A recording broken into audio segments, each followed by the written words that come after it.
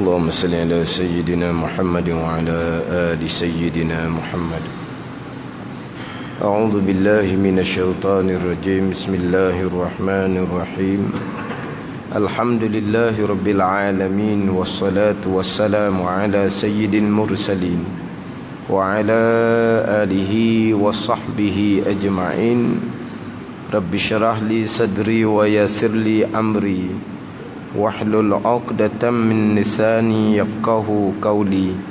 سبحانك لا علم لنا إلا ما علمتنا إنك أنت العليم الحكيم. ولا حول ولا قوة إلا بالله العلي العظيم.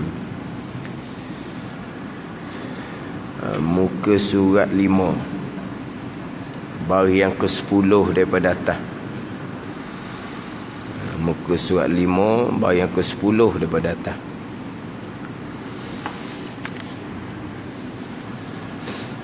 Qala al-muallifu rahimahullahu ta'ala wa nafa'ana bi'ulumihi amin. Keduanya sembahyang 5 waktu. Keduanya kedua daripada 5 rukun Islam. Sembahyang 5 waktu. Rukun yang pertama mengucap 2 kalimah syahadah. Kemudian rukun Islam yang kedua sembahyang 5 waktu. Sembahyang 5 waktu. Kemudian takrif Islam yang terdahulunya atas jalanan yang muktamad, Islam adalah terima, turut, patuh akan segala ketetapan hukum Allah Subhanahu wa ta'ala. Kemudian satu pandangan lainnya, pandangan yang dhaif tetapi pandangan yang masyhur, Islam adalah laksana ataupun Islam dengan makna buat. Jadi kalaulah rukun Islam yang kedua ni sembahyang 5 waktu. Setengah-setengah kita rukun Islam yang kedua mendirikan sembahyang. Mendirikan sembahyang. Sebagaimana hak rukun Islam yang dinyatakan di dalam hadis Nabi sallallahu alaihi wasallam, wa tuqimas salah, dan engkau mendirikan sembahyang. Jadi sembahyang 5 waktu ataupun mendirikan sembahyang adalah buat ataupun kita panggil tunaikan, laksana. Jadi di antara pengertian Islam dengan takrif dengan rukun Islam, dia mesti selaras.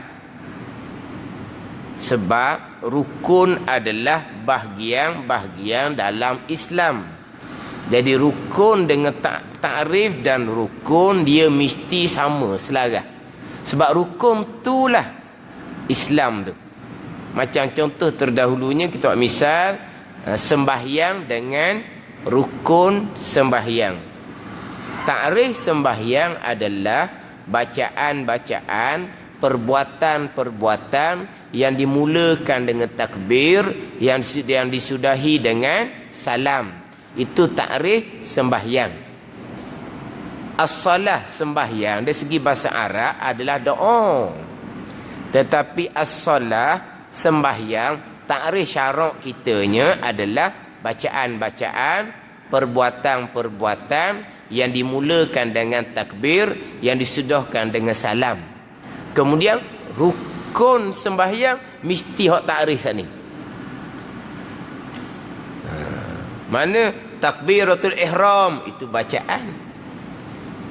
Berdiri qiyam itu perbuatan. Fatihah bacaan. Rakaat perbuatan.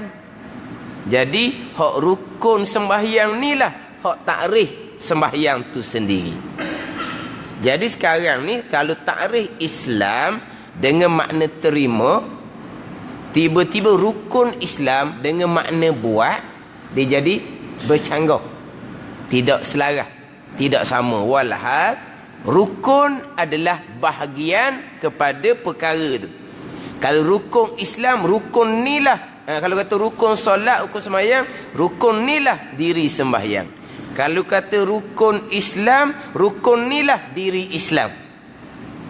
Sebab terdahulu kan dia datang takrif rukun terdahulu kan. Makna rukun itu ialah perkara-perkara yang jadi sesuatu dengan dia, dan ia pula juzuk perkara tu. Tu takrif rukun. Jadi rukun adalah diri perkara tu. Itu rukun.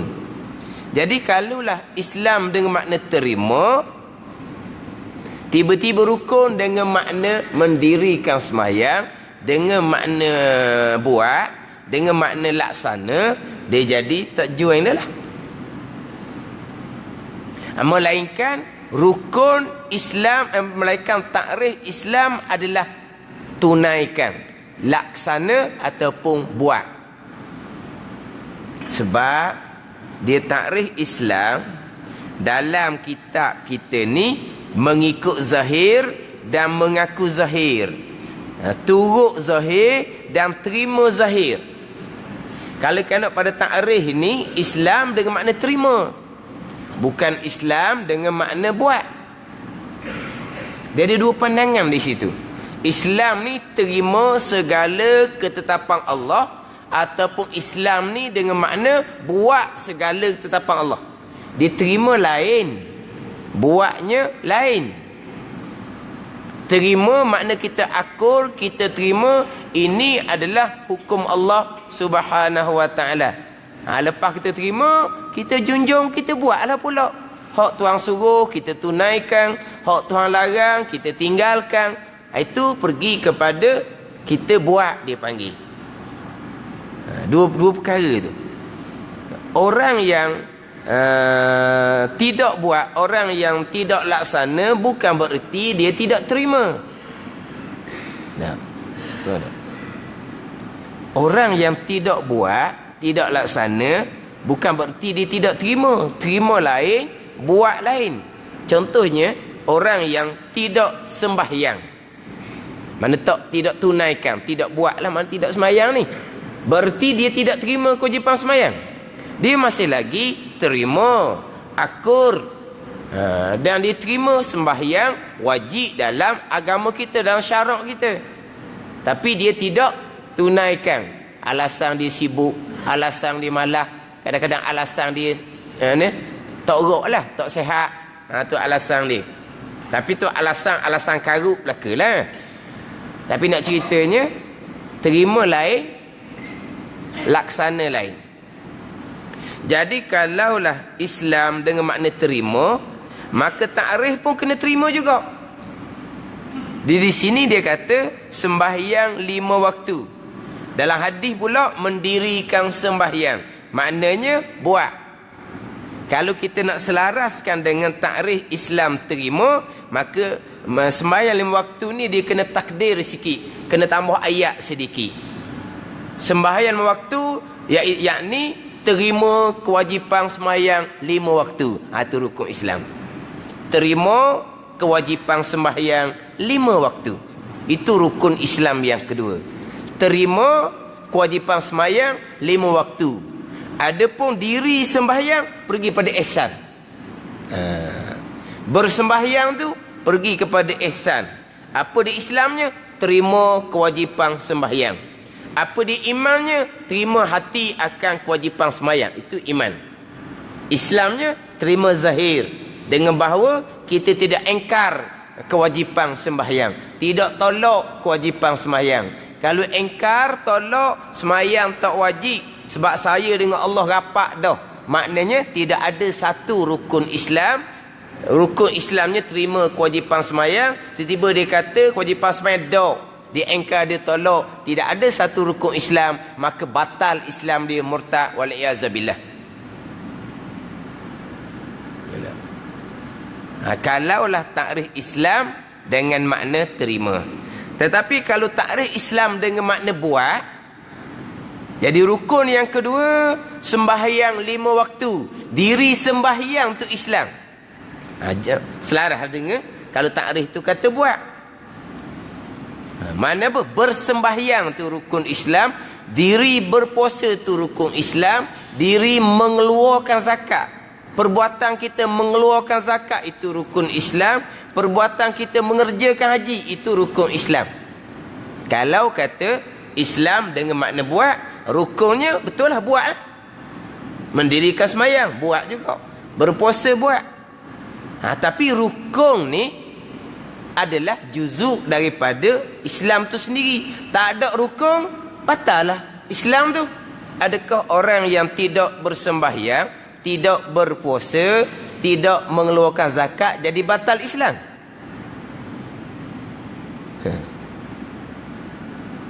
Tak ada rukun tu. Lagi kat mana pula? Sekarang rukun adalah juzuk perkara tu. Tak ada rukun, out. Rukun sembahyang lah contohnya. Tidak baca Fatihah, batal. Rukun, mana boleh tak baca. Rokok tak ada, batal. Rukun wudu, muka tak mau basuh, tak pakai. Rukun iman, malaikat yang tak percaya, batal. Rukun. Sekarang rukun Islam bersembahyang. Rukun Islam berpuasa. Tak sembahyang, tak puasa, batal Islam. Zakatnya tak bayar, kedeku, batal Islam. Hajinya tidak tunaikan, tidak mengerjakan haji sebab apa? Sebab kedekut jugalah. Kau apa? Tidak tunaikan haji ni tak sampai giliran, tu tak salah lah tu. Tapi kalau tidak tunaikan haji sebab apa? Sayang. Dalam main puluh-puluh ribu, belah-belah ribu ni, sipang, patut habis pergi Mekah sampai ke 20 ribu, 30 ribu, lelah dia kata sipang. Baik sipang buat belanja dia kata. Contohlah. Mana apa? Dia sengaja tidak menunaikan haji kerana kedekut contohnya. Tak ada satu rukun Islam. Batal. Kafir dia.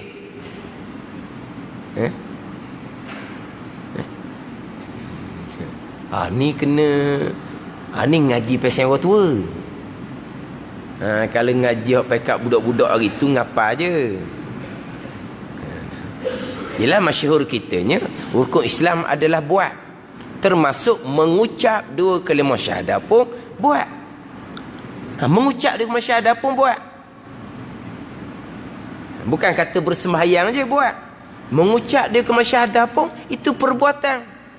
Buatlah, makna buat dengan perkataan lah. Mana buatlah, mengucap 2 kalimah syahadah.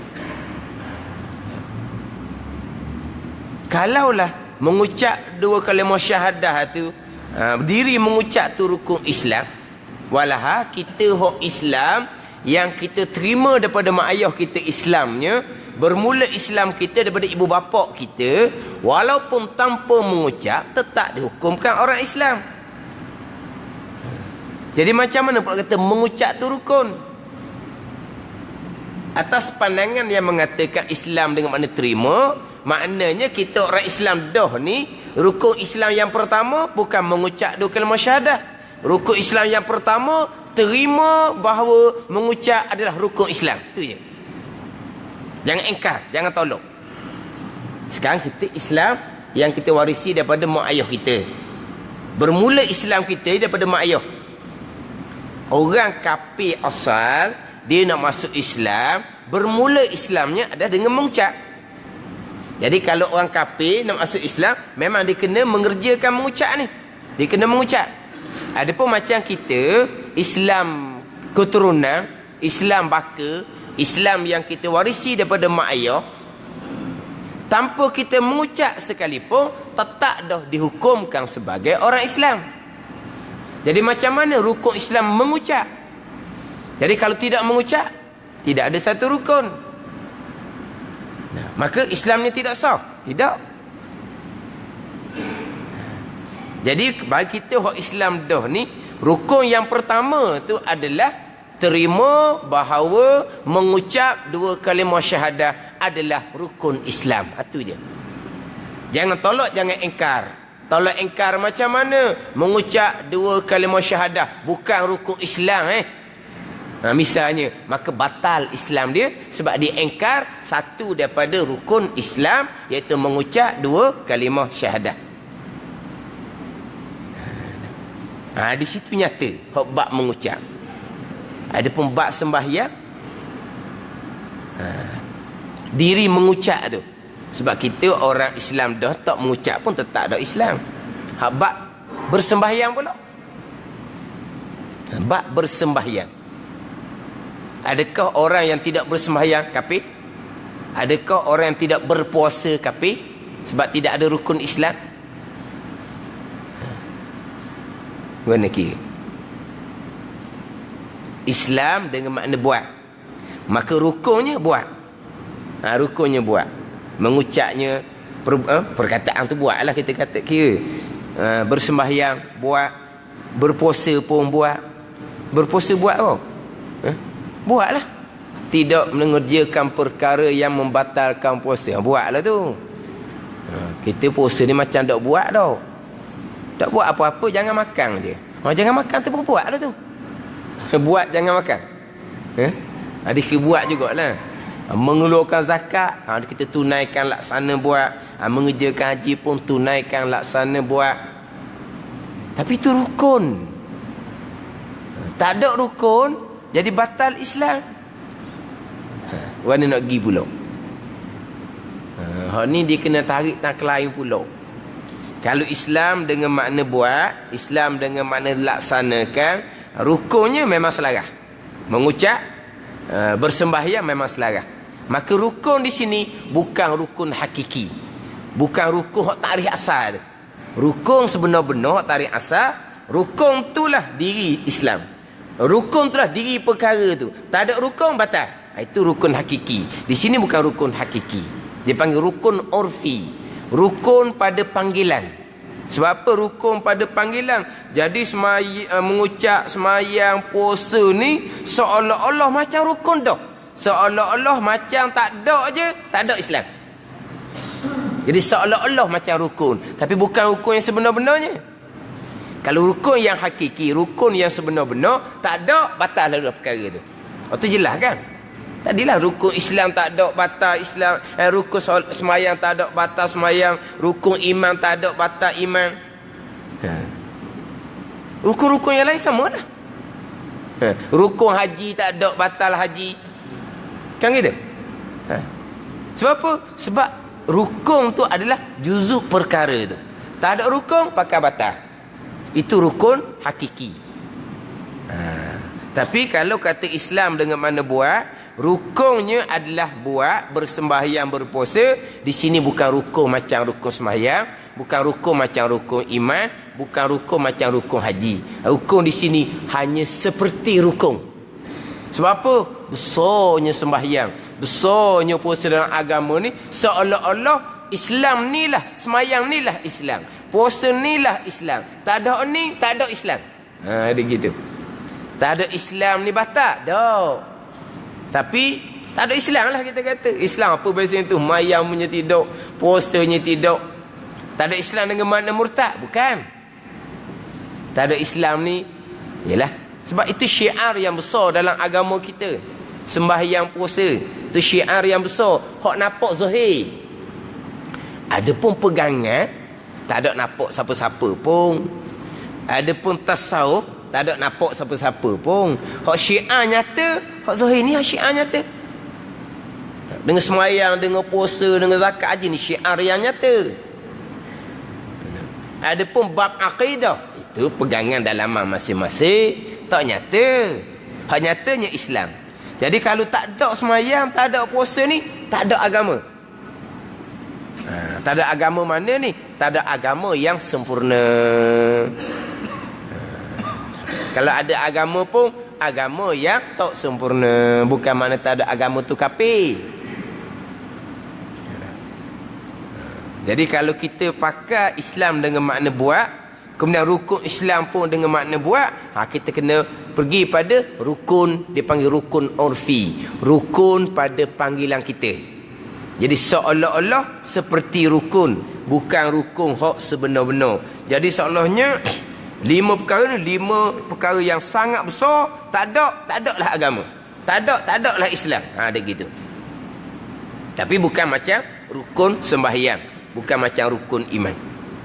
Itu rukun hakiki. Takrif rukun tu sendiri. Jadi atas 2 jalanan. Satu jalanan rukun dengan makna terima, maka sembahyang pun terima kewajipan sembahyang. Ni rukun sungguh. Tak terima kewajipan sembahyang, kafir. Tak terima kewajipan puasa, kafir. Tak terima kewajipan zakat haji, kafir. Sebab apa? Rukun kan? Terima kewajipan sembahyang, dia engkar kewajipan sembahyang, kafir. Itu dengan Islam dengan makna terima. Islam dengan makna terima, laksanakan, tunaikan apa yang diterima, itu pergi kepada ihsan. Dia bagi 3 gitu. Islam terima zahir akan perkara agama, iman terima hati akan perkara agama, ihsan kita tunaikan apa yang kita terima. Jangan duk terima saja. Terima sembahyang wajib, sembahyang nyedak. Terima bahawa contohnya judi menarik tu diharamkan dalam agama, tapi buat molek-molek ada. Apa ni? Islam adalah, tapi ihsan tak ada. Islam yang fasik, Islam yang zalim, Islam yang derhaka kepada Allah Subhanahu wa taala, sebab tidak ada ihsan. Setakat terima saja.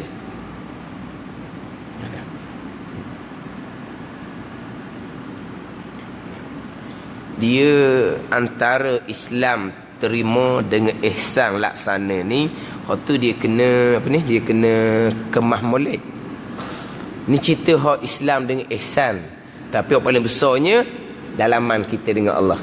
Sama ada hati kita terima ke tak terima ketetapan Allah Subhanahu wa taala. Kau luar simple saja. Kau luar mudah je. Tapi penilaiannya adalah iman. Penilaiannya adalah pergi kepada iman. Itu penilaian. Tapi hukum zahirnya kita akur, kita terima Islam. Kemudian molek-molek ada kita laksanakan. Itu ihsan.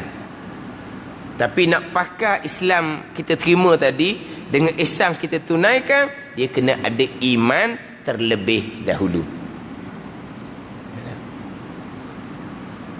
Sehingga kan kalaulah kita sembahyang, comel pekoh sembahyang kita, sebagai orang Islam kita terima kewajipan sembahyang, kemudian kita tunaikan sembahyang ihsan, tunaikan sembahyang lengkap ilmu pekohnya, lengkap ilmu tasawufnya, sembahyang kita ikhlas, tak ada riak, sembahyang kita ni semata-mata kerana Allah Subhanahu wa taala. Tapi tanpa iman, terima kewajipan sembahyang Islam pun tak pakai, diri sembahyang tu pun tak pakai, tanpa ada iman.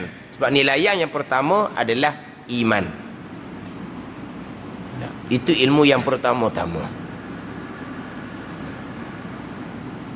Kadang-kadang ada tempat dia baru nak ni, baru nak apa, nak ijah balik. Dia baru nak ijah, baru nak susun balik tempat dia, kuliah tempat dia. Tanyalah hari ni kita apa, malam ni kita apa, subuh kita apa. Dia pun ceritalah, cerita. Hak banyaknya pekoh. Ni pekoh, patut malam pekoh. Ni pekoh. Lepas tu ada hadis, ada tafsir, tapi hak banyaknya pekoh. Lepas tu tauhid mana? Ni salah kita ni, kata dia. Lama dah buat kelas. Tauhid sebab 20 tak pernah ada pun. Tauhid sebab 20 tak pernah ada pun, dia kata. Ni baru nak apa? Orang panggil baru nak susun balik.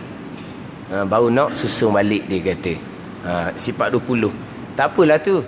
Tapi orang panggil jadi kediang pula jadinya. Hak depan jadi kemudian.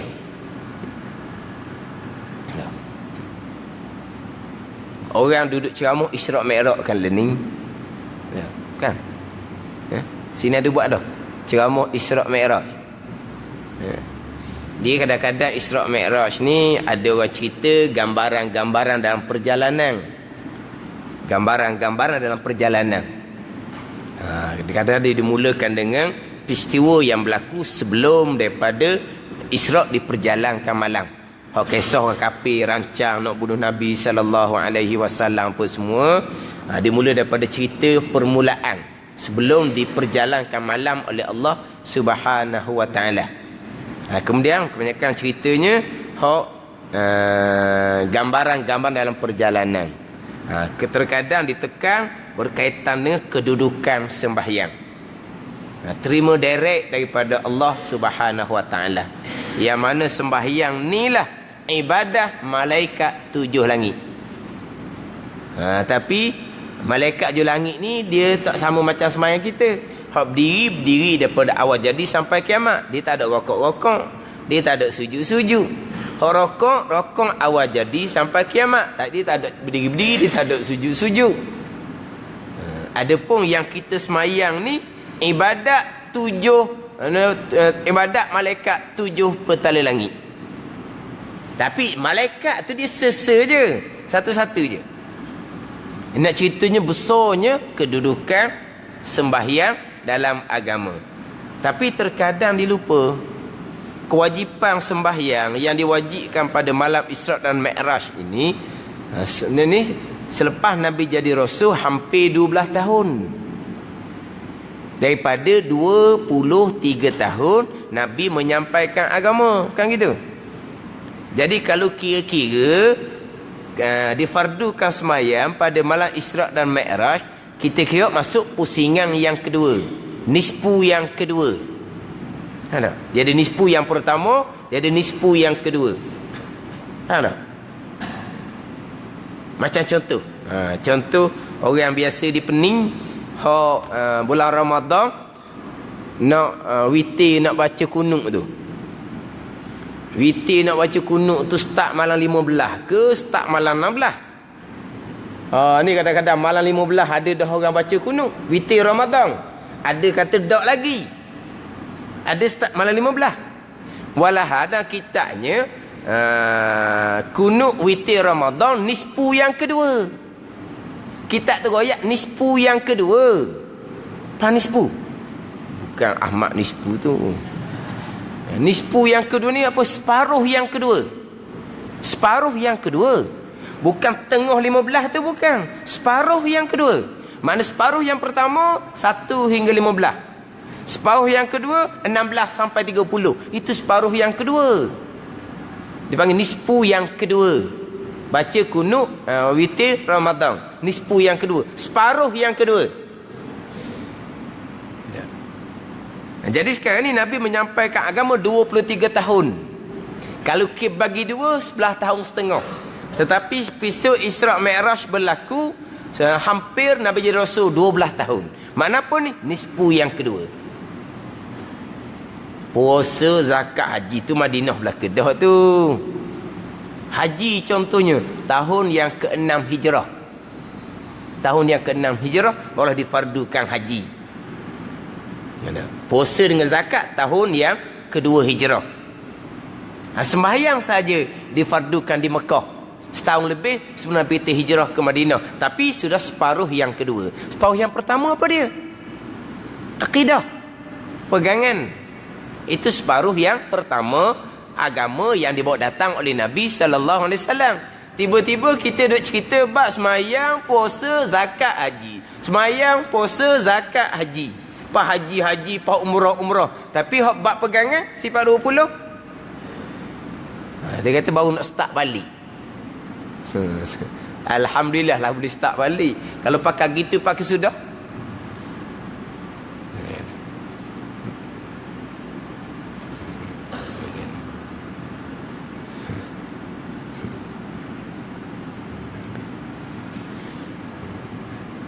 Kira baru nak susun balik tadi. Nak ngaji hak bab akidah pula, nak ngaji bab sifat 20.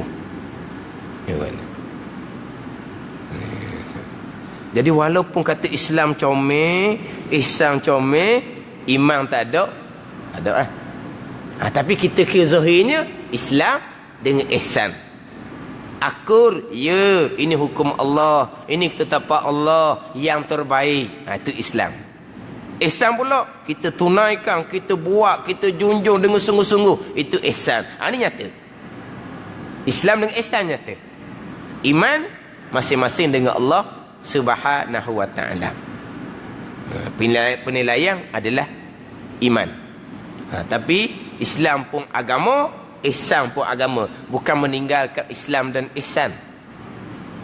Cuma antara Islam dan ihsan tu terima, dengan laksana tu kita kena faham molek. Sebab takut jadi khawarij.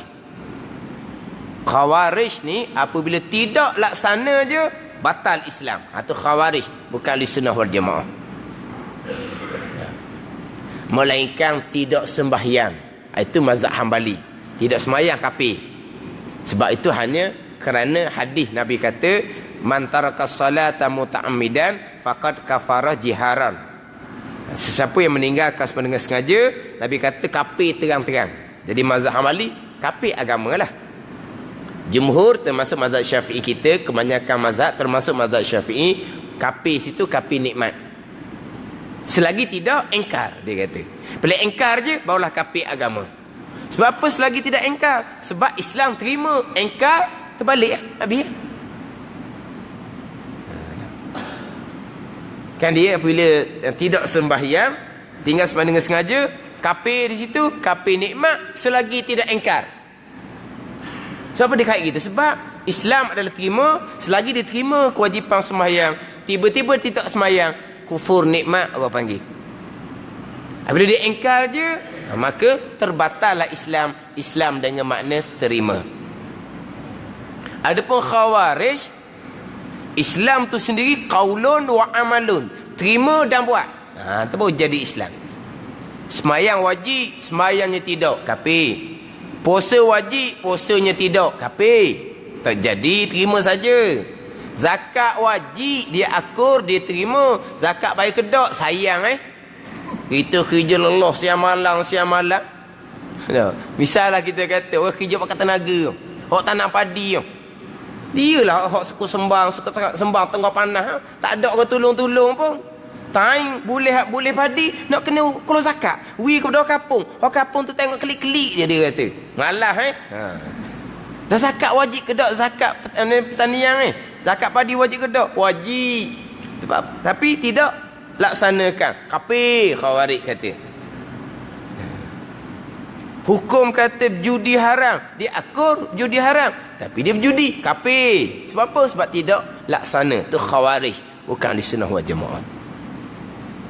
Sebab tu kita kena atur molek antara terima dengan laksana. Selagi terima, orang Islam. Tidak laksana, tengok. Kalau tidak ada keuzuran syar'i yang dimaafkan pada syarak, Islam, tapi Islam yang zalim, Islam yang fasik, tanpa dilaksanakan agama. Terima sebagai Islam, laksana tu wajib. Itu bahagian ihsan, bahagian dalam agama kita. Ihsan pun wajib kepada kita, laksana tu wajib kepada kita. Tetapi ada keadaan tertentu yang syarak menguzurkan kita belum laksana, itu cerita lain. Tapi kalau tidak ada keuzuran syar'i, kita saja-saja kita je tak mau laksana, mana Islam tetap Islam selagi terima. Maka Islam yang tidak ada ihsan, Islam yang fasik, Islam yang zalim, tapi tak kafir. Kalau tak laksana tu kafir, tu khawarij, bukan ahli sunnah wal jamaah.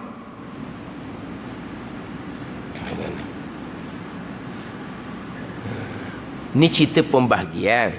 Tetapi bab laksana nilah, bab ihsan nilah penentuan kekuatan iman kita. Tadilah Islam simple saja, terima je zahir.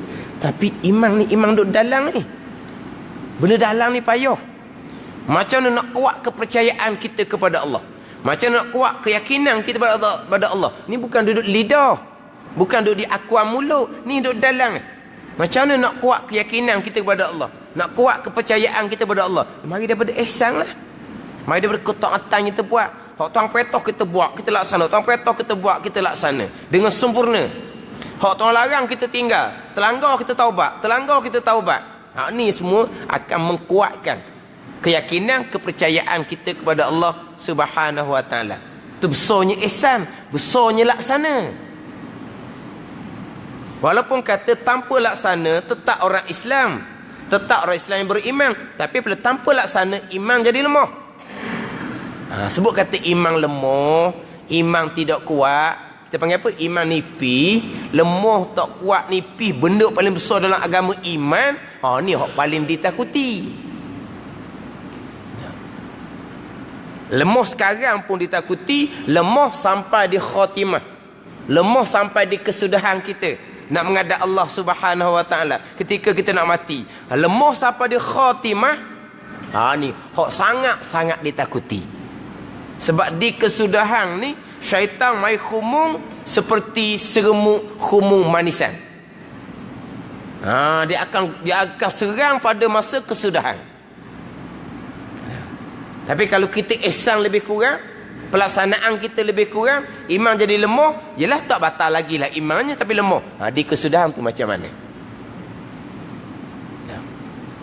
Sebab rohani kita nak kuat adalah mari daripada amal ibadah, mari daripada ihsan. Tanpa ada ihsan, tanpa ada amal ibadah, walaupun iman tu kisah lagi, tapi rohani kita lapar dan dahaga. Lapar dahaga ni lah hak ditakuti ketika kesudahan. Hak kita dah minta, ini husnul khatimah tu. Allahumma khtim alaina bi husnil khatimah tu. Kita minta disudahkan kita dengan kesudahan yang baik. Husnul khatimah adalah al-maut alal iman, kata Imam Asy'ari. Mati dalam keadaan iman tu selamat, itulah husnul khatimah. Kita cuma pakai zahir lah. Alhamdulillah dia mati sempat mengucap. Dia mati dalam keadaan dia semayang bang tak tinggal, taat zahirnya, mudah-mudahan. Tu jelah. Tapi husnul khatimah, mati dalam keadaan iman selamat, hubungan masing-masing dengan Allah Subhanahu wa taala. Hak zahir ni mudah-mudahan. Sebab tu zahir ni kita jangan mudah sangat nak kata. Mati dak ngucap la ilaha illallah, berat. Allah mati dia 2-3 hari baru jumpa, dan busuk dulu baru jumpa. Ni dak berapa nak comel ni, alamat dak comel ni dah 2-3 hari baru sedar mengudut seorang. Kadang-kadang mati dak sedar tu mati dalam jambang pula. Ni mati tepat tak molek. Tapi hak berlaku dalam khabar tu bukan jambang rumah-rumah yang di masjid. Zaman di masjid hak berlaku baca tak khabar tu kan. Tak cuba cari. Sebab apa? Dia ada 2 rumah, ada 2 bini. Susah juga. Ada 2 rumah, ada 2 bini. Hak rumah tu tak balik, ada rumah nu. Hak nu pula tak balik, dia tak ada rumah nu. Kena-kena mati dalam jambang masjid. Allah mati dah lah 2-3 hari baru jumpa, jambang pula. Ni alamat tak baik, jangan. Mati tanpa selamat iman akhidah, walaupun mati tanah haram Mekah Madinah sekalipun. Mati dan kesu'ul khatimah, kekal neraka selama-lamanya. Walaupun kita disunatkan taruh azam, mudah-mudahan Allah Ta'ala matikan kita sama ada di tanah haram Mekah ataupun tanah haram Madinah. Memang disunatkan kita ada azam seumpama tu, ada kelebihan dia. Nak dapat kelebihan, syaratnya mati dalam iman. Syarat dia. Memang orang tempatan Mekah, orang tempatan Madinah, memang duduk situ sama-sama, mati pun situ. Lepas tu macam mana dia dengan Tuhan? Pegangan masing-masing, keimanan masing-masing. Jadi bab ihsan, bab pelaksanaan tu besar dalam agama. Jangan buat lebih kurang. Kalau tak laksana Islam masih lagi sah, betul lah. Tapi iman ni macam mana? Cuma kita nak kena bahagi molek antara Islam terima, ihsan laksana. Selagi dia terima, ini ketetapan Allah yang terbaik, yang paling comel, Islamlah dianya. Bab laksana itu bab ihsan. Tanpa laksana tidak membatalkan Islam dan juga tidak membatalkan iman. Itu kalau Islam dengan makna terima. Tapi sini kalau Islam dengan makna buat, rukun pun kena buat lah. Mana buat? sembah 5 waktu tu mendirikan sembahyang. Tapi rukun urfi, bukan rukun hakiki. Jadi kedua, sembahyang 5 waktu. Ketiga, memberi zakat. Sama lah juga. Memberi zakat ni buat. Kalau kita pakai Islam dengan makna buat, memberi zakat ni buat, rukunnya adalah rukun urfi.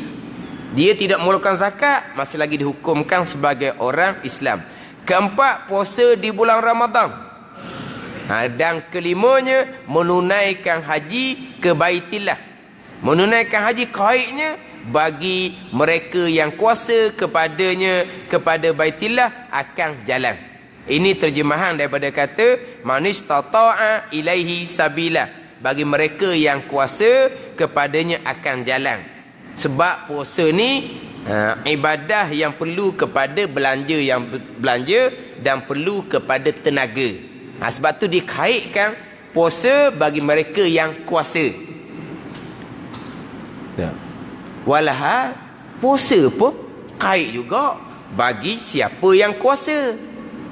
Puasa sendiri pun, sebab bagi orang yang tidak kuasa, orang tua yang kalau puasa mudarat, patut umur berapa tidak dinyatakan.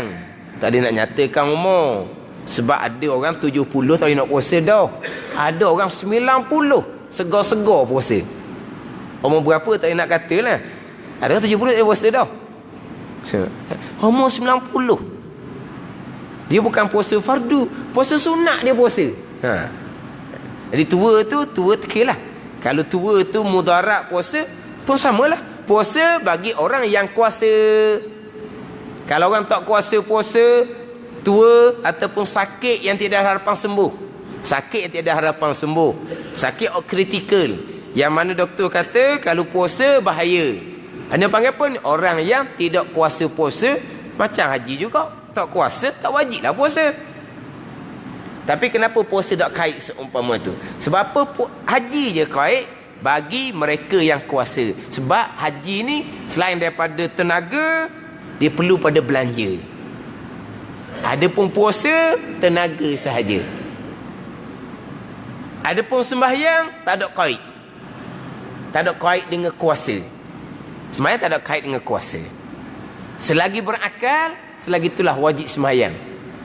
Walaupun sakit berat dianya, sampai tinggal kulit, tinggal tulang sekalipun, walaupun wayar ni berserakah sekalipun, walaupun tak boleh gerak kaki tangan ni, tapi selagi akalnya sedar, selagi itulah wajib sembahyang. Sebab apa? Sebab sembahyang tiang agama.